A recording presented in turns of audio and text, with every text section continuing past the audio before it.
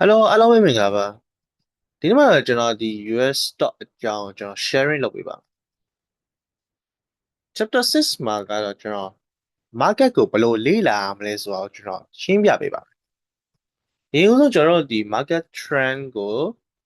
လေ့လာရမယ်ပြီးလို့ရှိရင်ဒီ buying and selling volume ကိုကြည့်ရမယ် human behavior တွေကိုကျွန်တော်နားလည်ရပါမယ်ကျွန်တော်ဒီ market ကိုလေ့လာတဲ့အချိန်မှာ unexpected event ဒါလို့ရှိရင် news တွေမရှိတဲ့အချိန်မှာဘာလို့ဈေးကျရတယ်ပေါ့နော်တခါလေအယောင်းပေါ်လို့များလို့ရှိရင်ဈေးကျတတ်ပါတယ်ဈေးကျလာပြီးလို့ရှိရင်ဘာဆက်ကြည့်ရမလဲဆိုတော့ကျွန်တော်ကဒီ market ရဲ့ trend ကိုကြည့်ရမယ် Nasdaq ရဲ့ index ပေါ့နော် market တစ်ခုလုံးဈေးကျနေရလားဒါမှမဟုတ်ကိုကြည့်နေတဲ့ဒီ stock A တစ်ခုတည်းရတယ်ဈေးကျနေရလားပေါ့ကျွန်တော်ရှင်းကြည့်ရပါ market ကဈေးကျရဆိုလို့ရှိရင်ပုံမှန်အဖြစ်ဒီဈေးဒီ stock ဈေးအကုန်လုံးလိုက်ကျတတ်ပါတယ်ဒီမှာဆိုရှင်ကျွန်တော် stock A ကို live monitor လုပ်မယ်ဆိုလို့ရှိရင်ပုံမှန်အဖြစ် unusual or unexpected event မရှိဘူးဆိုလို့ရှိရင်ကျွန်တော်ဒီ stock A ရဲ့ trend ပေါ့နော်အဲ့ဒါက Nasdaq ရဲ့ index ရဲ့ trend နဲ့တပုံစံနဲ့တွားပါပဲအဲ့ဒါဘာပြောရလဲဆိုတော့ကျွန်တော်ကဒီမှာဒီအလဲကောင်မှာ Nasdaq ရဲ့ index ပေါ့ market ကဈေးကျရဆိုရှင် stock ရတယ်ဈေးကျပါတယ်အကယ်၍ market ကဈေးမကျဘဲနဲ့ကိုကြည့်နေတဲ့ stock A တခုတည်းကဈေးကျနေတယ်ဆိုရှင်တခြား factors တွေကိုကြည့်ရပါဒီမှာဆိုရှင်ကျွန်တော်ပုံလေးထည့်ပေးထားပါတယ်ဒီမှာဆိုရှင်ဒီ Nasdaq ရဲ့ index ပေါ့နော်ဒီအလဲကောင်မှာဒီတနိုင်ဝင်းကျင်တော့မှကျွန်တော်တို့ဒီမှာဈေးကျတယ်ဈေးကျတော့ညာဘက်ချက်မှာကျွန်တော်ကြည့်လိုက်အောင်ဒါကတော့ Mac 7ရဲ့trend ပေါ့နော်ဒီမှာဆိုရှင်လည်းအကောင်လုံးကဈေးကကျသွားတက်နေနေမှာတစ်ဖြစ်သွားတာပေါ့ဒီဘက်မှာကျွန်တော်ပြန်ကြည့်မယ်ဆိုရှင်လည်းဒီလိုတက်နေနေမှာတစ်ဖြစ်သွားတယ်အဲ့တော့ကျွန်တော်ကများတော့ဖြစ်ဒီ stock ဒီရဲ့ဒီ trend ကအလဲကောင်မှာပေါ့နော်ဘာလို့ကျသွားလဲဆိုပြီးကျွန်တော်တို့ကြည့်ရတဲ့အခါမှာဒီဘက် Nasdaq ရဲ့ index ကိုလည်းကျွန်တော်တို့တွားပြီးရှင်းကြည့်ရပါတယ်အဲ့ဒီမှာဆိုလို့ရှိရင်ကျွန်တော် equation တွေရေးပေးထားပါတယ်ကျွန်တော်တို့ဒီ equation ကအလွယ်ပေါ့နော်ကျွန်တော်အမှန်မှန်တော့ analysis လုပ်တဲ့နေရာမှာကျွန်တော်တို့ကများတော့ပြတော့ candle နဲ့ကျွန်တော်တို့က analyze လုပ်တယ်ဒါပေမဲ့ဒီနေရာမှာကျတော့ကျွန်တော်တို့က candle နဲ့မလုပ်ဘူးအလွယ်နားလည်အောင်လို့ကျွန်တော်ကတော့ဒီမှာ equation လေးရေးပေးထားပါတယ်ဒီမှာဆိုလို့ရှိရင် stock A က line မကျဘူးဆိုလို့ရှိရင်ကျွန်တော်ကဘာဖြစ်လို့မကျလဲဆိုကျွန်တော်လေ့လာ market ကျနေတော့မှအမှန်မှန်တော့ဒီဟာလိုက်ကျမှာပေါ့နော်ဒါပေမဲ့ market ကကျပြီးတော့ဒီဟာကျတော့ဈေးကမကျဘဲနဲ့တက်နေရပဲဖြစ်ဖြစ်ဒီနာပဲတက်နေရပဲဖြစ်ဖြစ်ပေါ့နော်အဲ့ဆိုရှင်ကျွန်တော်တို့က recently မှာသတင်းကောင်းရှိလို့လားဒါမှမဟုတ်ရှင်အဝယ်လိုက်နေလို့လားဈေးတက်နေရလားကျွန်တော်ကြည့်ရmarket ကဈေးကျနေရယ်လို့ရှိရင်ဒီ stock အတွက်ကဒီမှာ bad news ရှိရဆိုလို့ရှိရင်ကျွန်တော်ရောင်းတင်တယ် market ကဈေးကျနေရယ်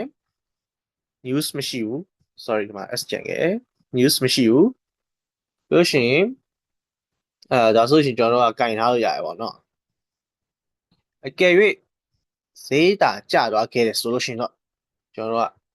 လိုက်ဝယ်ထားလို့ရတယ်ဘာဖြစ်လဲဆိုတော့ကျပြီးလို့ရှိရင် market ကပြန်တက်လာတော့မှာအဲ့ဒါကြောင့်ဒီ stock A ဈေးကလည်းပြန်တက်လာတော့သတင်းကောင်းဒါမှမဟုတ်အဓိကတော့သတင်းစိုးမရှိဘူးဆိုလို့ရှိရင်တော့ကျွန်တော်တို့က stock A ကိုပြန်လိုက်ဝယ်လို့ရတယ်ဒီမှာဆိုရှင်နောက်တစ်ခုကကြတော့ market ကဈေးကျနေရသတင်းကောင်းရှိရဒါဆိုရှင် definitely need to buy ပေါ့နော်ဒါဆိုဈေးပြန်တက်ဖို့ potential ရှိရ market ကဈေးကျနေရ good news ရှိရလို့ရှိရင်သူများကြီးရတယ်စပြီးဝယ်နေပြီ buy volume နဲ့အများများနေပြီဒါဆိုရှင်ကျွန်တော်တို့ကဘာလို့ရအောင်လဲဆိုတော့အဝယ်များနေတဲ့အခါမှာကျွန်တော်တို့ကဈေးတက်သွားတဲ့ peak လောက်မှာကျွန်တော်တို့ကပြန်ပြီးတော့ရောင်းအောင် peak ကကျွန်တော်တို့ဒီဈေးတက်ပြီးတော့ထိတ်ဆုံးနှားလောက်ရောက်သွားတဲ့အချိန်ပေါ့နော်ဒီ trend ရဲ့ peak ပေါ့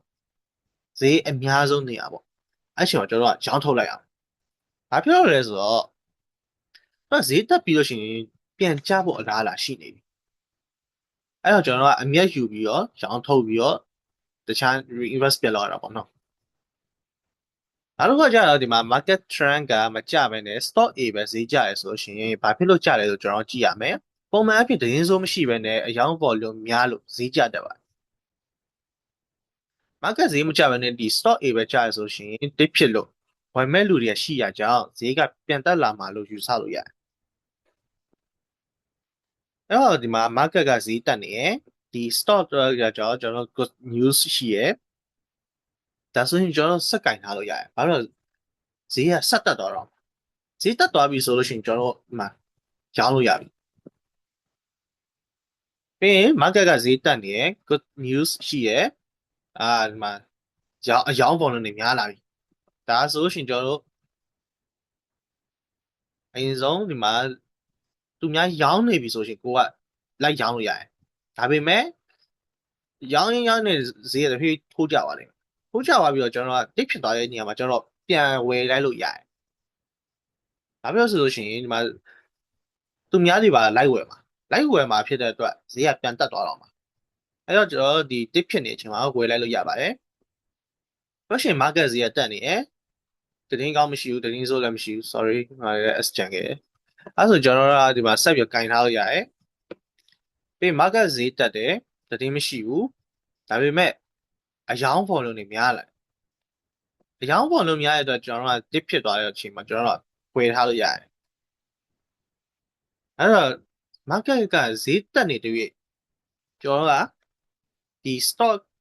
ရဲ့ future ကဆက်တက်ဖို့များတယ်လို့ကျွန်တော်ကယူဆလို့ရတယ်အဲ့ဒီအတွက်ကျွန်တော်တို့ကဒီမှာဈေးကျနေဝယ်ထားလို့ရတယ်နောက်တစ်ခါကျတော့ဒီမှာ market ဈေးတက်နေ bad news ရှိရဲဆိုလို့ရှိရင်ကျွန်တော်ရောင်းထုတ်လိုက်ဘာဖြစ်လို့လဲဘာဖြစ်လို့ကျွန်တော်ရောင်းထုတ်ခိုင်းလဲဆိုတော့ဒီ stock ကတင်းစိုးရှိနေတဲ့အတွက်ကြောင့်ကျွန်တော်ရောင်းထုတ်လိုက်တယ်ရောင်းထုတ်ပေမဲ့တခါလေကြောက်လို့ရှိရင်လည်းကျွန်တော်တို့ကဒီ stock ကနောက်ပိုင်းမှာ potential ရှိရပေါ့နော်ဥပမာနောက်တစ်လနေဖြစ်နှစ်လနေပဲဖြစ်ဖြစ်ဈေးပြန်တက်နိုင်ခြေရှိရဆိုရှင်တော့ကျွန်တော်တို့ကဂိုင်းထားလို့ရတယ်ရှိရဟောက်ဂိုင်းထားပြီးတော့ဈေးကျနေချိန်မှာကျွန်တော်နောက်ထပ်လိုက်ဝယ်လို့ရတယ်ပေါ့နော် top out လုပ်လို့ရတယ်ပြောဒီမှာကျတော့ fierce and greed ပေါ့နော်ကျွန်တော် fierce and greed ကကျတော့ဘယ်လိုလဲဆိုတော့ကျွန်တော်အမြဲမဆိုဈေးကျလို့ရှိရင် panic selling လောက်တတ်တဲ့လူတွေရှိတယ်အဲ့တော့ဈေးကျသွားပြီးတော့ကျွန်တော်တစ်ဖြစ်သွားလို့ရှိရင်ပြန်လိုက်ဝယ်လို့ရတာရှိနေမှာပဲဈေးထိုးတက်သွားလို့လိုက်ဝယ်လို့လည်းရှိတယ်ဒါဆိုတော့ဈေးတက်နေပြီကိုကြောက်ထဲကြံခဲ့မှာပေါ့အဲ့လိုမျိုးကိုယ့်ရဲ့စိတ်ကဖြစ်တတ်တယ်အဲ့တော့ကိုက emotionally strong ဖြစ်ရမယ်စိတ်သက်ကြံ့ခိုင်တဲ့လူဖြစ်ရမယ်မှဈေးကျနေပြီရောင်းလိုက်ရတော့မလားပေါ့နော်ဒါကတော့ fear ပေါ့ပြီးတော့ဈေးတက်နေပြီလိုက်ဝယ်ရတာမလားပေါ့ကိုကအမျက်လိုချင်တယ်ပေါ့နော်ဈေးကလည်းတက်နေပြီအဲ့တော့ကိုကလိုက်ဝယ်တယ်ဒါပေမဲ့သူများတွေကရောင်းထုတ်လိုက်တော့ဈေးကရုတ်တရက်ကျသွားအဲ့တော့ကိုကထိတ်မှနေကိုကကြံခဲ့ရပေါ့ဒါတော့ကိုယ့်ရဲ့ greed ကြောင့်လက်ထဲမှာ share တွေကတောင်းတင်တော့ရတယ်ဒါမျိုးပေါ့အဲ့တော့ကျွန်တော်ကဒါတွေကိုအကုန်လုံးက analysis လုပ်ပြီးတော့မှဆုံးဖြတ်ရမယ်ကိုကဘာလုပ်ရမလဲဆိုတာကတော့ခုနကကျွန်တော်ပြောခဲ့တဲ့ဟာတွေကိုတုံးချပြီးတော့ကျွန်တော်က analyze လုပ်မယ်ဒီ fierce greed ကိုကျွန်တော် control ဘယ်လိုလုပ်အောင်လဲဆိုတော့เนาะအဓိကတော့ကိုက strategy ကိုတည်သွားရဆိုလို့ရှိရင်တော့ fear ကမရှိတလောက်နေပါပြီ greed ကကြောင့်အရင်ဆုံးကိုကဘယ်လို control လုပ်အောင်လဲဆိုတော့ကျွန်တော်ကအရင်ဆုံး stock share ကိုဝယ်လိုက်ပြီဆိုရှင်အရင်ဆုံးလုပ်ရမှာက profit target ကိုကျွန်တော်က set လုပ်အောင်တတ်မှတ်ရမယ်ပေါ့ကိုက 10% ယူမှာလား10%ဆို10%ပေါ့နော်15%ဆို15%ကျွန်တော်တို့တတ်မှတ်လိုက်မယ်အမြတ်ရလာပြီဆိုလို့ရှိရင်ဆက်တက်အောင်မလားဆိုတော့ထိုင်မဆောင်နဲ့ဘာဖြစ်လို့လဲဆိုတော့ထိုင်ဆောင်နေလို့ရှိရင်ကျွန်တော်ကဒီကိုရရဲ့အမြတ်ထဲကနေမှာပြန်ပြီးတော့ဈေးကျသွားတဲ့ခိုင်ကြလို့ရှိရင်အမြတ်ကပြန်ပြီးတော့ပါသွားပြန်ရောအဲ့တော့ကိုယ့်ရဲ့ target price ကြောက်တာ ਨੇ ရောင်းထုတ်လိုက်ပါရောင်းထုတ်ပြီးတော့တခြားနေရာမှာ reinvest ပြန်လုပ်ပေါ့နော်အဲ့လိုမျိုး market ထဲမှာကကြတော့ stock တွေကမျိုးစုံရှိတယ်အများကြီးရှိတယ်အဲ့တော့ကိုယ့်အတွက် opportunity တွေကအများကြီးရှိတယ်အဲ့ဒါကိုကရအောင်ရှာပြီးတော့ကျွန်တော် reinvest လုပ်ရတာပေါ့โอเคဒီမှာဆိုလို့ရှိရင်ကျွန်တော်အရင်ဆုံးဥပမာပြောရမှာဆိုလို့ရှိရင်ဘာ event တွေရှိတယ်ကျွန်တော်ကြည့်ရမယ်မရှိဘူးဒါဆိုရင် market ဈေးကျနေလားဆိုတော့မကျဘူးဒါဆိုရင်ကျွန်တော်လက်ထက်မှာရှိနေတဲ့ဟာကျွန်တော်ရောင်းစရာမလိုဘူးထိုင်ဆောင်နေရတယ်ကိုယ့်ရဲ့ target price မရောက်မချင်းပေါ့နော်market ကဈေးကျနေတယ် stock A ကလည်းဈေးကျနေတယ်ဒီလိုအချိန်တွေမှာဆိုလို့ရှိရင်ကျွန်တော် stock A ရဲ့ future guidance ကိုကြည့်အောင်ဒီ stock A ဟာအလားအလာရှိတဲ့ stock လား okay ဒီမှာဆိုလို့ရှိရင်ကျွန်တော်ဥပမာနဲ့ပြောထားရဆိုလို့ရှိရင် CRWV ပေါ့နော် COVI ဒါ market ဈေးကျနေတယ်ဒါပေမဲ့ futures guidance ကောင်းနေတယ်ဒီခါလူတွေကဘာလုပ်ကြလဲဆိုတော့ dip ဖြစ်ရင် top up လုပ်တယ်ထုတ်မရအောင် okay ညာဘက်ချမ်းမှာကျွန်တော်တို့ပုံကြည့်မယ်ဆိုလို့ရှိရင်ဒီမှာအဓိကတော့ဒီအလဲကောင် Nasdaq ရဲ့ index ပေါ့နော်သူကအဲဆို market ဖွင့်ပြီးတော့ PP လေးသွားတယ် PP လေးသွားပြီမဲ့ကျွန်တော်ဒီမှာကြည့်မယ်ဆိုလို့ရှိရင်ဒီ COVID ရဲ့ trend ကကြတော့ဈေးကတက်သွားတယ်ပြီးတော့ပြန်ကျလာတယ်ဒါတော့လူတွေကရောင်းထုတ်လိုက်လို့ဈေးတက်သွားတဲ့အချိန်မှာသူကရောင်းထုတ်လိုက်တဲ့အတွက်ဈေးကပြန်ကျလာတယ်ဒါပေမဲ့ market ကသူကသွားနေတော့မယ်မကျအောင်အဲ့တော့လူတွေကပြန်လိုက်ဝယ်တယ်ဒါပေမဲ့ဒီနေရာမှာကျတော့ market ရဲ့ဈေးကကျအောင်လား market တစ်ခုလုံးရဲ့ဈေးကျတဲ့အတွက်ဒီမှာလည်းတစ်ဖြစ်သွားတယ်ကျွန်တော်တို့အဲ့လိုရှင်းကြည့်လို့ရတယ်ပေါ့ပြီးနောက်ပိုင်းမှာလည်းကျွန်တော်တို့ဒီမှာတစ်ချက်ဖြစ်တယ်တော့ဒီ COVID ရဲ့ future guidance ကကောင်းတဲ့အတွက်လူတွေကပြန်လိုက်ဝယ်ကျွန်တော်တို့ဒီမှာ market ကိုကြည့်မယ်ဆိုရှင်ဒီမှာတစ်ဖြစ်ပြီးတော့ပထမလောက်ပြန်မတက်တော့တော့ PP လေးတွားပြီးတော့နောက်ပိုင်းတစ်ဖြစ်ကျသွားတာပေါ့နော်ဒီမှာကျတော့ကျွန်တော်တို့ကတစ်ဖြစ်ပြီးတော့လူတွေကပြန်လိုက်ဝယ်တဲ့အတွက်ကျွန်တော်တို့ကဒီဘက် chain နဲ့ရှင်းကြည့်မယ်ဆိုရှင် level တိတ်မကွာတော့အဲ့တော့ဒီဟာက future guidance အရင်ကောင်းတဲ့အတွက်ဒါမျိုးပေါ့က Tesla ကျတော့ future guidance ရှိရဲဒါပေမဲ့ miss ဖြစ်နေဘာဖြစ်လို့ miss ဖြစ်နေလဲဆိုတော့ကျွန်တော်တို့ကအားလုံးသိကြတဲ့အတိုင်းပဲပေါ့နော်ဒီအကောင်လုံးကတော့ဒီ Elon Musk ရဲ့တက်ဆိုင်တယ်ပေါ့နော် Elon Musk နဲ့တက်ဆိုင်တယ်အဲ့တော့ဒီမှာဆိုရှင်ဒီမှာ miss ဖြစ်နေတာဆိုရှင်ကောင်းတာရှိတယ်လို့မကောင်းတာလည်းရှိတယ်ဒီမှာအခုဆိုရှင်လည်း robot taxi လောက်တယ်ဒါပေမဲ့ကအယောင်အကျနေပြီးရှင်Elon Musk ရဲ့လောက်နိုင်စွမ်းကိုယုံကြည်ကြလို့လိုက်ပြီးတော့ invest လုပ်တဲ့လူတွေရှိတယ်ပြီးရှင်လည်းတော့ဒီစက်ရုပ်တွေပါလည်းထုတ်မယ်ပေါ့နော်အဲ့လိုမျိုးရှိတယ်ဒါဆိုရင်ဒီတစ်ခါဘာတွေဖြစ်မလဲပေါ့နော် Tesla stock မှာကျတော့ trap ဖြစ်နေလို့အများကြီးပဲအရင်တော့ဒီဟို Donald Trump စပြီးတော့တက်လာတဲ့အချိန်မှာ Tesla stock 400ကျော်ပါတယ်450ကျော်တယ်အဲ့တော့ဝယ်ထားတဲ့လူတွေအများကြီးရှိတယ်အခုချိန်ဈေးပြန်ကျတော့အကောင်လုံးက trap ဖြစ်နေအဲ့လိုမျိုးပေါ့ပြန်တော့ Elon Musk ကတခုထပြောရဲဆိုရှင်အဝယ်ခဏလိုက်လာပြီးဈေးတက်သွားတယ်ပြီးတော့အရင်လို400ပြန်တက်တော့မဲ့အထင်နဲ့ဈေးတက်လို့လိုက်ဝယ်လူတွေလည်းရှိတယ်။ဒါဘာဖြစ်မလဲပေါ့နော်။အရင်ကအရှုံးပြနေတော့မယောင်းပဲစက်ကင်ထားတဲ့လူတွေနဲ့ဈေးမတက်ခင်ကဝယ်ထားတဲ့လူတွေကြောင့်ဒါဈေးတက်သွားလို့ထုတ်ရောင်းတဲ့လူတွေကြောင့်အယောင်း volume များလာပြီးတော့ဈေးပြန်ကျရပေါ့နော်။ဒီလိုပြန်ကျတာကိုလိုက်မယောင်းမနဲ့ကိုကြံခဲ့ပြီးတော့အနှုတ်တွေပြနေပဲ။ဒါကဘာကိုပြောချင်လဲဆိုတော့ကျွန်တော်ဒီမှာဒါက Tesla ရဲ့ trend ပေါ့နော်ကျွန်တော်လေ့လာကြည့်မယ်ဆိုလို့ရှိရင်market ဖွင့်ပြီးတော့ကျွန်တော်ဒီမှာအစိမ်းရောင်လေးမြင်ရတယ်ပဲဒါကတော့ buying volume တွေအရင်များတယ်အရင်များတော့ကျွန်တော်ဈေးတက်သွားတယ်ပြီးတော့လူတွေထုတ်ရောင်းသွားတယ်ဒီမှာဆိုရင်လူတက်တက်အနေနဲ့ကျွန်တော်တို့ဒီမှာအနီရောင်လေးမြင်ရပါလိမ့်မယ်ဒါကတော့ selling volume ပေါ့ဆိုတော့ဈေးကျသွားပြီးတော့နောက်ပိုင်းတော့ဒီလိုပဲ PP လေးပြန်သွားတာပေါ့နော်တော့ထပ်ပြီးတော့လေ့လာမယ်ဆိုလို့ရှိရင်ဒါကတော့မေလတော့ပါပေါ့နော်ဒါကတော့1 week data ဒီဒါတော့ပါလဲဆိုတော့ဒီမှာ Elon Musk ကဒီမှာ CEO အနေနဲ့နောက်ထပ်9နှစ်ဆက်ပြီးတော့ရှိနေအောင်မယ်ဆိုပြီးသတင်းတက်လာရဲ့အတွက်ကျွန်တော်ရဲ့ဒီမှာဈေးကပြန်တက်သွားတယ်ဈေးကျနေနေကျွန်တော်ကဒီ Elon Musk ရဲ့ဒီစကားလေးတစ်ခွန်းကြောင့်ဈေးကပြန်တက်သွားတယ်ဒီတော့ကိုဝယ်မဲ့ stock ရဲ့ history ကိုလည်းကျွန်တော်တို့ကကြည့်ရသေးတယ်လွန်ခဲ့တဲ့6လအတွင်းမှာဈေးမြင့်နေရကနေပြီးတော့ဆင်းလာတဲ့ stock လား Tesla လိုမျိုးပြီး United Health လိုမျိုးပေါ့နော် trap ဖြစ်နေတဲ့လူတွေလည်းရှိနိုင်တယ်ဒါကဘာလို့ဆိုလိုတာလဲဆိုတော့ကျွန်တော်ခဏရှင်းပြမယ်ဒီမျိုးမဟုတ်ပဲနဲ့လွန်ခဲ့တဲ့တစ်နှစ်လောက်ကပြန်ဆင်းလာတာဆိုလို့ရှိရင်တော့safe နေနေဖြစ်တယ်ပေါ့နော်အဲ့တော့တစ်နှစ်လောက်ကင်ထားလူတွေကလူနည်းစုပဲကျန်တော့တယ်ဂျားထဲမှာရောင်းထုတ်လိုက်တဲ့လူတွေလည်းရှိရပေါ့နော်တော့အရင်တော့ပြန်ရလို့ရောင်းထုတ်လိုက်မယ်စီရောင်းထုတ်လိုက်လို့ဈေးကျမယ်ဆိုရင်တော့ဒီလာပိုင်း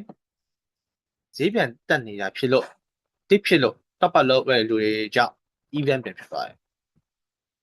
အဲ့ဒါကျွန်တော်ကဘာကိုပြောချင်တာလဲဆိုတော့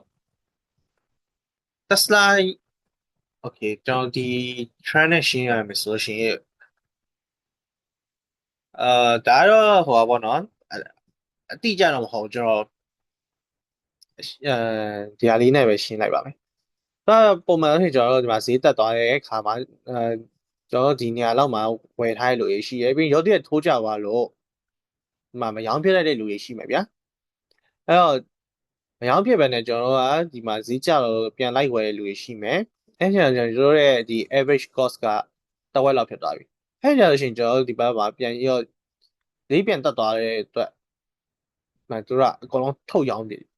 လိုက်တာပေါ့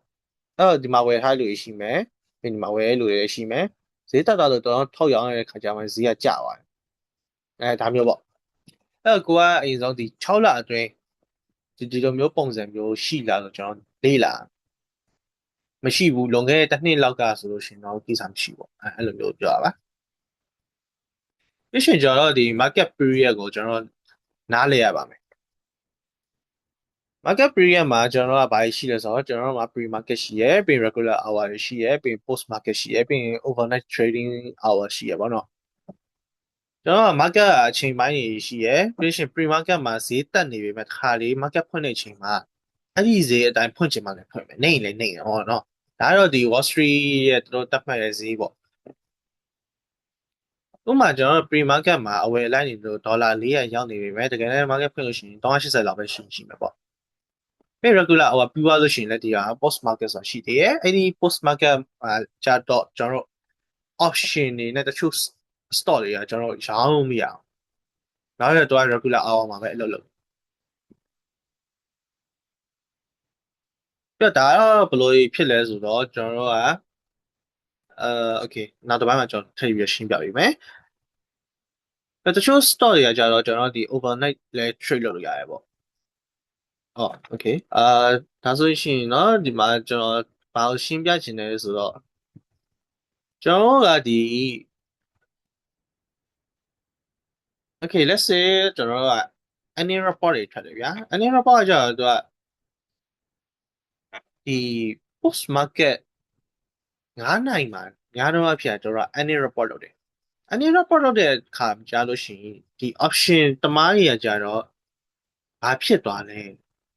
ကျွန်တော်ဒီ annual report ထွက်တဲ့အချိန်မှာကျွန်တော်ကဈေးတက်သွားတယ်ဆိုလို့ရှိရင်ကျွန်တော်က share တွေကကျွန်တော်ရောင်းရတယ်အဲ့တော့ကျွန်တော်ဈေးတက်သွားတဲ့အခါမှာကျွန်တော် share ရောင်းထုတ်လိုက်တဲ့အတွက်ရောင်းတဲ့ volume ကအများများခဲ့တယ်ဆိုလို့ရှိရင်ကျွန်တော်ဒီ annual report မထွက်ခင်let's say 100ပေါ့နော် annual report မထွက်ခင်က100 annual report ထွက်ပြီး120ရောက်သွားတယ်ဒါပေမဲ့ရောင်းတဲ့ volume ကအများများတယ်အဲ့ရောက်ရှင်ကျွန်တော်က100ဒါမှမဟုတ်98 95အဲ့လောက်ပြန်ကျသွားတယ်ကျသွားပြီဆိုလို့ရှိရင်ကျွန်တော်ဒီ option သမားတွေကကြတော့ငုတ်တုတ်ထိုင်ကြည့်နေရတယ်ဘာလို့မရရောင်းလို့လည်းမရပြန်အဲ့ဒါနဲ့ over နဲ့ရောက်သွားတယ် over နဲ့ပြီးတော့ကျွန်တော် pre market ပြန်ရောက်လာတဲ့အခါမှာထပ်ပြီးတော့ရောင်းတဲ့လူတွေရှိသေးတယ်အဲ့တော့ကျွန်တော်ဒီ95ကထက်ကြိုင်လဲကြောက်အောင်မယ်ပေါ့နော်အဲ့ခါကျလို့ရှိရင် market ဖွင့်တဲ့အချိန်ကျလို့ရှိရင် ဒီ option တမားတွေကအရှုံးပေါ်ပြီဘာလို့လဲဆိုတော့ကျွန်တော်တို့ရဲ့ပထမဆုံးတရားဟို120လဲကျွန်တော်တို့မရနိုင်ဘူးပြီးတော့ကိုကလည်းကြေးဒီမှာကောကိုဘိုက်ထားရဆိုလို့ရှိရင်ညာကျွန်တော်ဒီကိုယ့်ရဲ့ strike price မရောက်လို့ရှိရင်လည်းကိုကအရှုံးပေါ်အဲ့တော့ဒီ annual report တွေနဲ့ဒီ option တွေကကြတော့ကျွန်တော်ကဒါကကျွန်တော်နောက်ပိုင်း option အကြောင်းရှင်းနဲ့ကျွန်တော်ထပ်ပြီးရှင်းပြပေးပါမယ်အဲ့တော့အဓိကပြောချင်တာကကြတော့ကျွန်တော်တို့ရဲ့ဒီ market period မှာပေါ့နော်ဘာအချိန်မှာဘာလုပ်ရမလဲဆိုတော့ကျွန်တော်နားလဲရမယ်ပေါ့အဲ့တော့ဒီ chapter ကိုတော့ကျွန်တော်ဒီမှာပဲရှင်းလိုက်ပါမယ်ဒီ option အကြောင်းကိုတော့ကျွန်တော်နောက်တစ်ပိုင်းကျမှကျွန်တော်ရှင်းပြပေးပါအားလုံး bye bye